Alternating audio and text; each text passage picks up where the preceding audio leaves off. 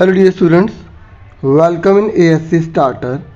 Dear students, आज मैं आपको एक्टिविटी शीट जो पठन अभियान चल रहा है ना हमारा 6 से लेकर 8th क्लास सभी स्टूडेंट्स के लिए, जो उसकी मैं 50 नंबर की करवाने जा रहा हूँ और ये 21 मार्च की रहेगी। ठीक है, हिंदी की है, हिंदी की कॉपी पर आपको करनी है और अगर आपने एक ही कॉपी बना रखी है तो आप सब्जेक्ट लिख दीजिएगा। और देखिए टोटल जो है ना इसमें 4 क्वेश्चन है। ठीक है, आंसर के साथ मैं आपको करवाऊंगा, पहले समझ लीजिए। देखिए आज हम भारत के एक महान भारतीय वैज्ञानिक जिनका नाम है जगदीश चंद्र बोस, उनके बारे में बात करने जा रहे हैं। चलिए पढ़ते हैं अब। जगदीश चंद्र बोस को पास के स्कूल में दाखिला दिला दिया गया। वहाँ अधिकतर किसानों और मछुआरों के बच्चे पढ़ते थे। वे पढ़ाई भी करते थे, साथ साथ खेती और दूसरे कामों में अपने घर वालों का हाथ भी बटाते थे।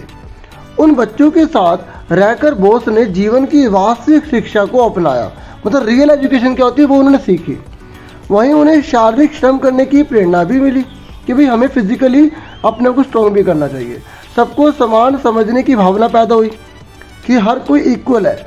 मातृभाषा से प्रेम भी हो गया कि अपनी लैंग्वेज से प्रेम करना चाहिए। फिर आगे सुनिए, पेड़ पौधों के बारे में जब उनके सवालों का उत्तर बचपन में स्पष्ट नहीं मिला, बचपन में पेड़ पौधों के बारे में ना बहुत से उनके मन में सवाल थे, तो वे बड़े होने पर उनकी खोज में लग गए।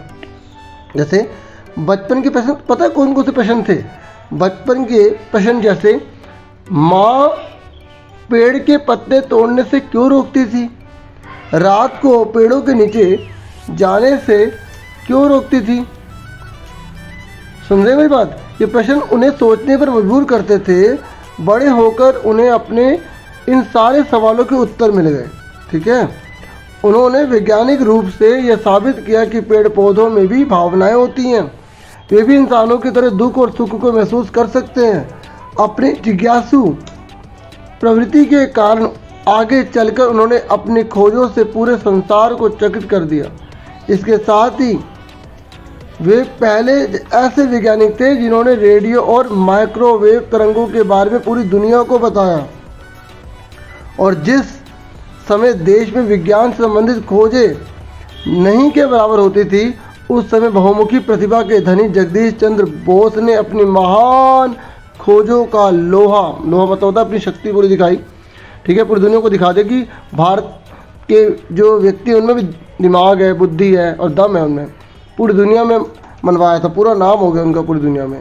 रेडियो विज्ञान के क्षेत्र में उनके महत्वपूर्ण योगदान की वजह से उन्हें रेडियो विज्ञान का पितामह व जनक भी माना जाता है, मतलब पापा कहा जाता है रेडियो विज्ञान का। ठीक है, अब सुनिए पहला क्वेश्चन। किन सवालों के जवाब जगदीश चंद्र बसु को बचपन में नहीं मिले? आप बता सकते हैं कौन कौन से सवालों के जवाब जो जगदीश चंद्र बसु को नहीं मिले थे? आइए सुनते हैं।